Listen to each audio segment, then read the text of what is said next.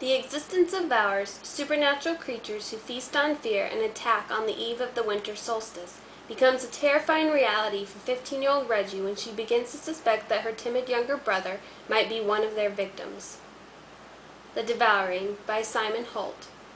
Prologue. On Sorry Night, just a few days before Christmas, you have to snuff the lamps, douse the flames in the fireplace, and spend the night in the cold and dark. If you don't, the Vours will get you. They're the monsters you can't see, the ones that crave the heat and light, the ones that feed on your fear and then swallow you whole. I should know. When I was a child, I saw it happen, and I've lived with that fear ever since. That night, Jeremiah and I came in the back door just after sunset, chased by a cold December wind. Pa stood at the window with his back to us, clenching his mug and gazing out into the snowy night. I knew we were in trouble when I saw the whiskey bottle on the kitchen table. You remember to bring them cows in? Pa was a giant in thick boots and faded overalls. I shivered as he turned to face us. His eyes were empty and cold like the winter fields outside, and just as dead. He got like that when he drank. I think that after Mom died, some part of him did too. I saw the color run right out of Jeremiah's cheeks. Oh, I forgot, Pa. He smiled at me, but I knew he was afraid. It was my fault. I begged for a piggyback ride before the sun went down, and before the chores were done. That was why he'd forgotten to put the cows in the barn. You got straw for brains? No, Pa. I think maybe you do. I think we best find a job a boy with straw for brains can do. Pa slammed his mug down so hard the whiskey splashed out of it. He dragged Jeremiah out the door by the arm, grabbing a rope and lantern from a hook outside as they headed for the cornfield. I followed, running and slipping on icy mud in the dark. Pa strode up to the old scarecrow that loomed on its cross over the field. With one yank, he ripped it from its nails. Then he tore off the head and threw the body to the ground. Pa looked like some kind of fairy book monster, holding up that burlap head in his giant fist. He threw it at Jeremiah's feet. See there? Straw for brains, just like you. Now get up on that post, boy. You're going to do yourself some scarecrowing. Jeremiah's breath came in sharp bursts of steam. But Pa, there ain't no corn. It's the winter. No corn, no crows.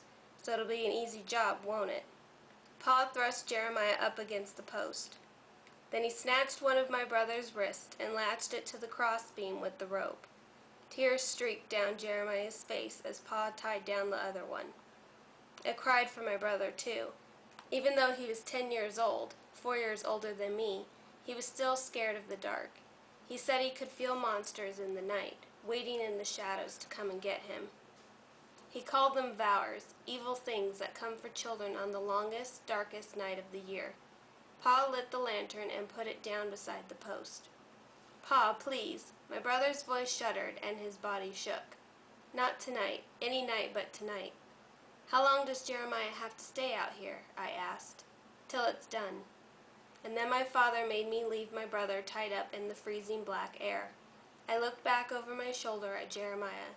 His coat had fallen open by his throat, and the St. Giles medal he always wore gleamed in the lantern light.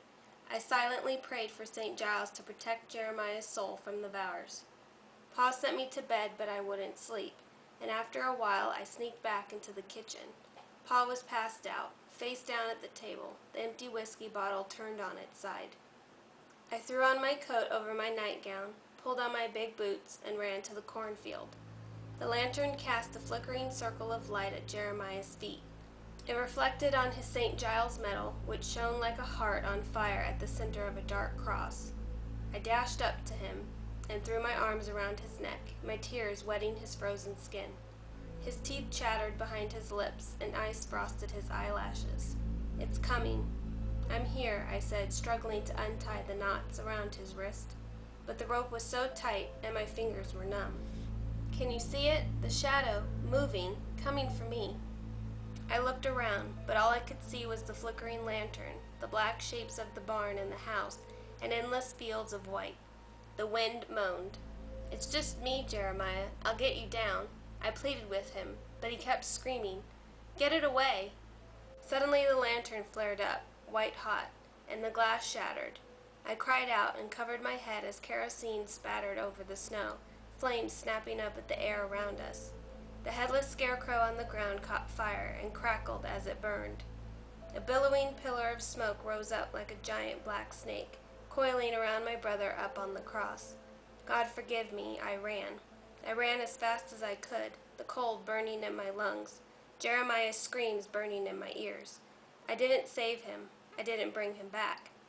This isn't how the horror ended for us. This is how it began. As I ran, the screaming suddenly stopped, and I heard something much worse. It was Jeremiah's voice, but different, lower, resonating across the field like a demon's olden chant.